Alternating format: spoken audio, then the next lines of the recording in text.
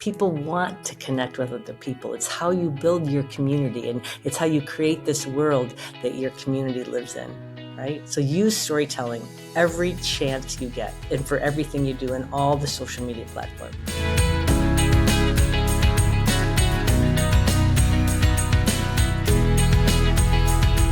Welcome to a brand new 5-part series inspired by that episode. It's If I Had to Build $1 Million Store. This time, we're getting super tactical.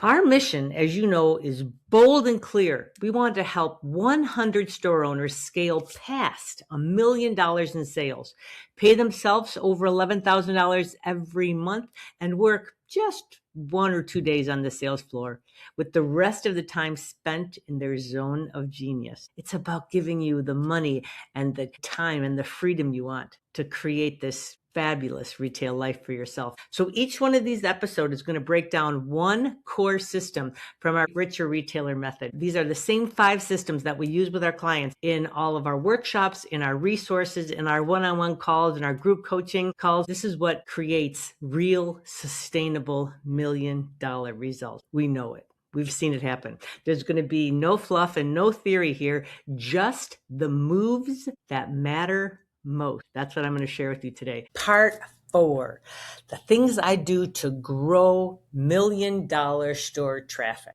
This system is called the magic of marketing, because it is really, truly a little magic. But the beauty of it is that the key principle that we always talk about here is that it's about, you have to plan marketing with intention and build a world for unforgettable customer experiences. That's it. That's literally what you're doing every single day with everything that you put out there, is that you're creating this world. Now, the one thing I want to make sure that you're doing is, you know, that if you put your 10 fingers all up and if you wiggle them all around, this is 10 people walking through your door or to your website. If you put your fingers down, you leave your thumbs up, 2 out of 10, 20% of your customers are 80% of your business. Always. Go ahead and check it out. I didn't believe it either the very first time I heard it, but it's true. So we call them your thumbs. You have to focus on your thumbs first. These are your best customers. They will drive word of mouth sales and repeat sales if you serve them well and serve them often and find new ways to create unforgettable customer experiences for them. And I'll tell you that you can do that. Don't disregard that. In fact, you've probably done it more than you know already. One fun thing to do is just to post on social somewhere and ask somebody, what was your favorite activity that we had in the last year at the store? What did you enjoy the most? And just see what people say. It's so heartwarming to read what they say about you. It's also so fun to ask people to use 3 words to describe the kind of store you have. That also gives you so much insight into these thumbs and who they are and why they love coming to you.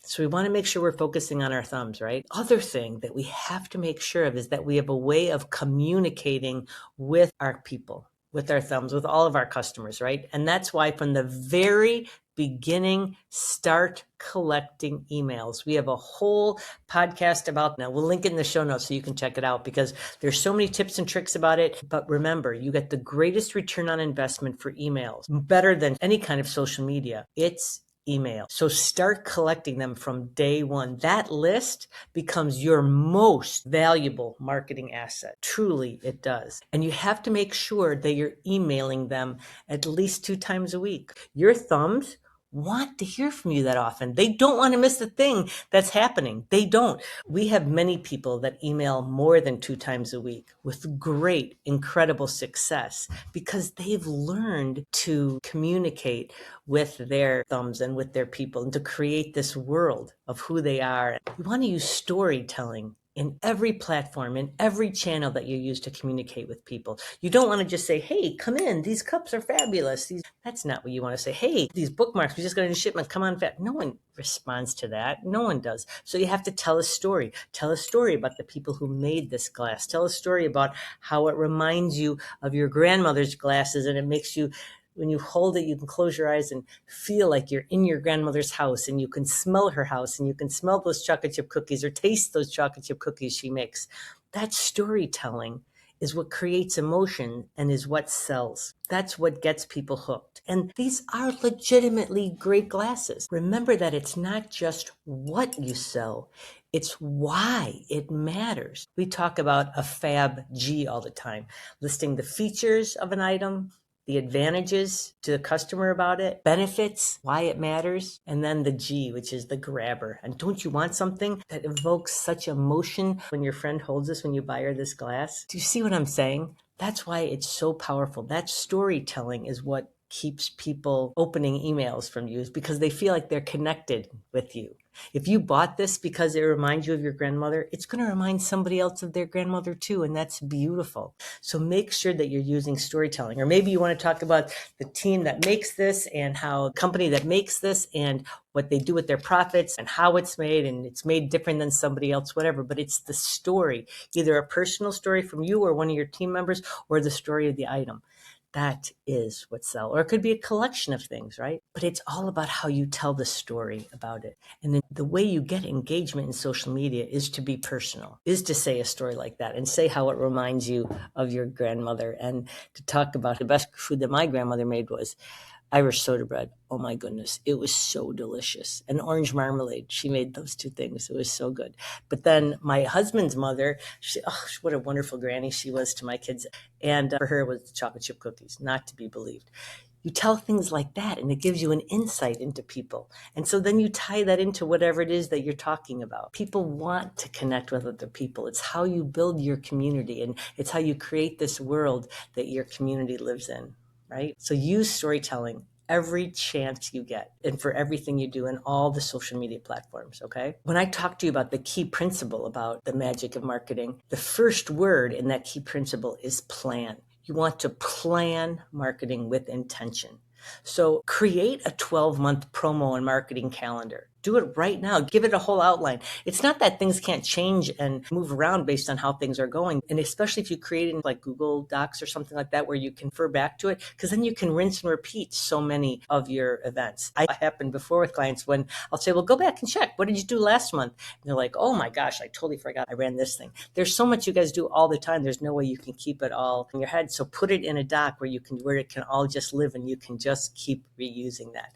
No more winging it. Don't wing it. We want you to plan your marketing with intention and build this world for your customers, okay? I also want to make sure that you're measuring what matters. You know as well as I do that track the traffic you get to the different platforms, and your open rates on your emails, and your conversions, and the average order value, the repeat customer rate if you're for online marketing. Those are some of the big ones, but there's a number of different KPIs like that you should measure and see what you're doing with it. One specific KPI that I like to mention is repeat customers for online sales, because of course, when your repeat customer count is high, you're patting yourself on the back for the fact that you've had so many customers that keep coming back and keep coming back.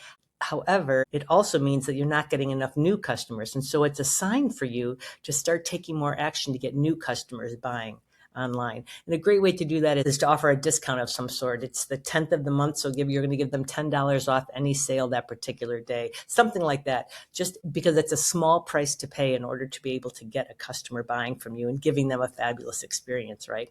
So make sure you're measuring what matters, which is those kind of things, and not just Instagram likes. That kind of thing does not matter at all. But measuring the interaction that you get on your social media and what created some of that interaction. What reel did you get the most views of? That is important, but not the number of likes you have. It doesn't matter. You know that. A couple of advanced strategies that you can add into this is to layer in paid ads when you're ready. Start with retargeting ads. That's a pretty easy thing. You can look it up anywhere, and AI can guide you through how to do that and go from there. But that's a wonderful place to start. And then you can grow from there. Another advanced strategy to talk about is really focusing on the customer journey and talking with your team about how can we build experiences that these customers will tell other people about? How can we surprise and delight them at every step? That's a wonderful brainstorming exercise for you and the team. It makes a big difference. And all of this, when you plan your marketing with intention, when you're storytelling everywhere, these are simple but powerful strategies that will increase your traffic in the store, making sure that you're giving them clear calls to action. with each communication you have with them. In fact, the Millie moment that I want to share with you about the magic of marketing is Megan had been looking at a couple of her emails and found that she wasn't having clear call to actions in them. And in fact, she would often have many different ones. And she's a maker store. And so for sure, maker stores often have more than one specific call to action because they might be talking about different classes and then they got something new in and all this stuff. But I challenged her to just be super specific and give a very direct call to action in every single email. And she has ended the year up over $33,000. So exciting for her. So proud of her. On the other hand, we have another client, Janet, who sees sales from almost every single email she sends out. You can expect that. That's the kind of thing that you can expect to see. Start writing your emails. Think of that one person that you're going to tell a story to and why she's going to want to buy this glass. And then give her the link to your website so she can get it right there, right now, before they're all gone, right? Because you can expect to make money from every single email you can. You have. I want to remind you that this core system, this magic of marketing, comes from our richer retailer method that we use with our clients, and it guides everything that we do, from workshops that we offer to resources that we produce for clients to all of our one-on-one and group coaching programs. It's everything that we do. If you want to get more information and about the richer retailer method, or if you have questions specifically about what I talked about today in this marketing and the magic of marketing, sign up for $1 million game plan call. All right. The thing is, it's easy to get stuck in feeling like you're doing all of the things and people still aren't coming through the door. But there's things that you're probably not seeing that you're not doing. Like Megan didn't see that she wasn't having a clear call to action in all of her emails, for example. So it's the kind of thing that we do on this call. We'll talk about your marketing. We'll see how much new in-store traffic you can generate in the next 30 or 60 days with the new traffic map. We'll see what you can do to really have a big impact there. We'll also outline changes that need to happen with you or with your team so that you can spend fewer days on the shop floor and more days working on your business. We'll also get into your cash flow if you want. We can look at the number one biggest bottleneck to your cash flow and what's stopping you and how you can unlock that and how you can fix those leaks, and so that you can grow your business in the next 90 days. We'll take a look at your current inventory and your inventory buying strategy to see what's working and what's not working and what needs to change for you to scale past that $1 million revenue mark this year. We'll find out what's stopping you. We will. And from all of this, then, we'll evaluate it and we'll create a simple 3-step plan that we know will have the biggest impact, the biggest levers that you can move in your business. This is customized just for you, that you can implement, and you'll be able to score your biggest wins in the next 90 days. We do it all the time. So please take advantage of our free offer and sign up for your $1 million game plan call right now. You can reach out to us and find us on every platform at Retail Mavens. And I want you to know that you are astonishingly fabulous and you're loved. And I know you can do this. Thank you so very much for being here. Happy retailing to you. Bye.